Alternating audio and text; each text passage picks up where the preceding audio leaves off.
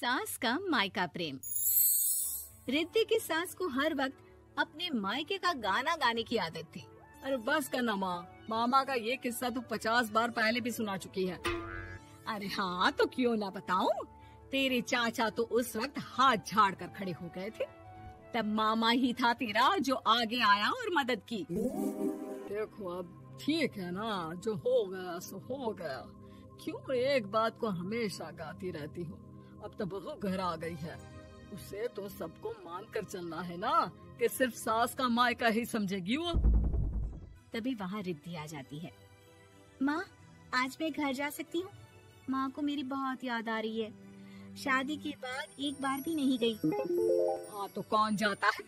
अरे मेरी शादी के बाद जब मैं विदाई होकर आई, इतना बड़ा ससुराल मेरा, खाने वाले 10 लोग और बनाने वाली मैं सिर्फ एक।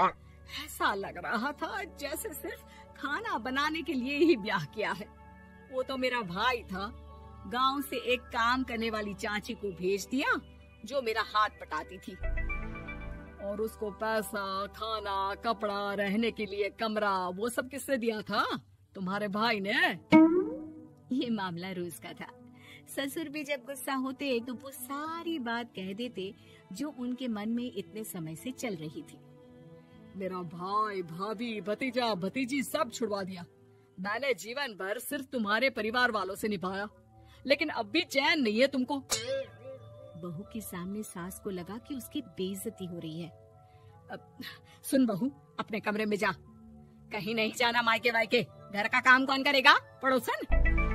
बहू समझ जाती है मामला गर्म चल रहा है। कमरे में जाने में ही भलाई है। कमरे में क्या है? तुम्हारी माँ हर वक्त चिक चिक चिक करती रहती है। कल ताई मिली थी तुम्हारी मुझे, लेकिन मजाल है सासू माँ की उन्होंने एक बुराई की हो, लेकिन सासू माँ हाँ, जब देखो तब ससुराल के लोगों की बुराई करती रहती है। बेचारे पापा जी कितना मिस करते हैं अपने घर वालों को।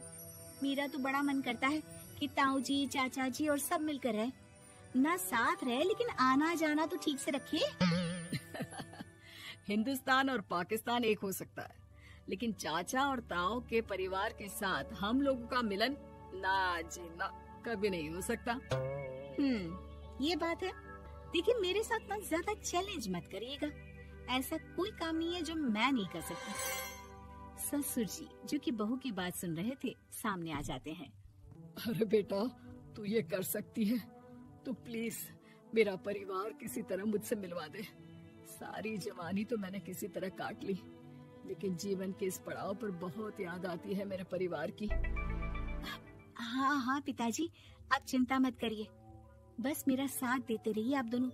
फिर देखिए कैसे माँ जी भी ठीक हो जाएंगी और पूरा परिवार भी एक हो जाएगा।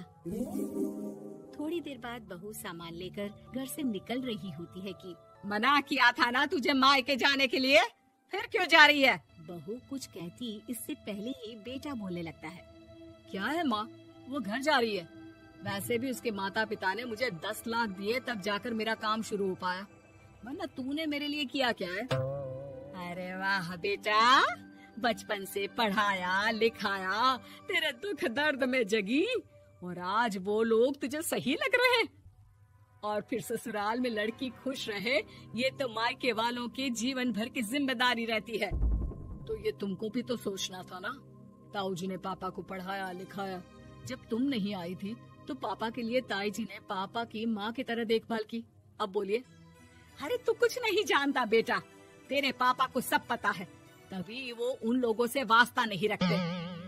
मैं उन लोगों को जानता हूँ, लेकिन मैं तुम्हें नहीं जानता कि तुम्हारे मन के लायक काम नहीं हुआ तो तुम घर की शांति बर्बाद कर दोगी। सास जोर जोर से चिल्लाने लगती है। तभी वहाँ सास का भाई आ जाता है। अरे क्यों आप लोग मेरी बहन को परेशान करते रहते हैं? पहले ये जीजा कम थे, जब बहू भी आ गई। बहन, मैंने तो 30 साल पहले ही बोला था, अपना हिस्सा ले और छोड़ इन लोगों को, चल अपने साथ। बहू समझ जाती है कि मामा ससुर की नजर किस पर है। देखा, तुम लोग मुझे अकेला मत समझना, मेरा भाई खड़ा है आज भी मेरे लिए। बहू मायके जाती है और आते वक्त साथ में एक नौकरानी ले आती है। अरे बहू, कुछ खाने को दे दे। अरे आंटी, क्यों भाभी को परेशान करती रहती हो? उनके भाई ने मुझे जिम्मेदारी दी है, किसी भी चीज की परेशानी नहीं होनी चाहिए भाभी को। जो चाहिए मुझे बोलने का। आय हाय, बहू के मायके वालों का इतना दखल।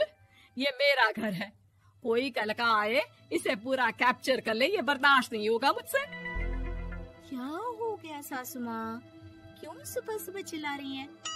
चमेली, ओ चमेली, क्या कहा था मेरे भाई ने तुझे? अरे दीदी बहुत तेज है आपकी सासू माँ, मैंने तो बोला कुछ चाहिए तो मांग लो मुझसे। अरे निकल यहाँ से, घर को रेलवे स्टेशन बना रखा है, जो देखो वो घुमा जा रहा है यहाँ से वहाँ। ये कहीं नहीं जाएगी, ये जाएगी तो घर का काम कौन करेगा? मैं। हाँ, और क्या करती है बहुएं? घर का काम ही तो करती है, इसमें नया क्या है? तभी वहाँ ससुर जी आ जाते हैं। हाँ, तो यही बात तो तुम्हें भी समझनी चाहिए थी ना। आज बहू के मायके से नौकर आ गया तो तुम्हें बुरा लग रहा है? अरे तो उस वक्त गर्मा गर्म खाना तो सबने खाया ना। ऐसा तो नहीं है कि मेरे मायके का नौकर था तो सिर्फ मेरे लिए बनाता था। अरे निकालो इसे, फिलहाल बाद में बात करती हूँ।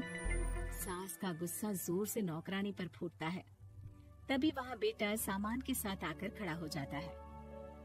चलो रिद्धि, तुम ठीक बोलती हो। मेरी माँ को तो हम लोगों की कोई फिक्र है ही नहीं, ये तो सारा दिन सिर्फ अपने बारे में सोचती है। और देखिए, मैं अब से कह रही हूँ कि अब से इस घर की तरफ आपको देखना भी नहीं है। नहीं आना आज के बाद इन लोगों से मिलने। हाँ हाँ, बस कभी कभी दिन में 2 बार मिलने आ जाओ। नहीं, बिल्कुल नहीं। ससुर झूठा नाटक करते हुए। मेरी बीवी ने मुझे मेरे ही परिवार से दूर कर दिया, आज बहू मेरा इकलौता बेटा दूर कर रही है। हाय, कैसे जीऊंगा मैं?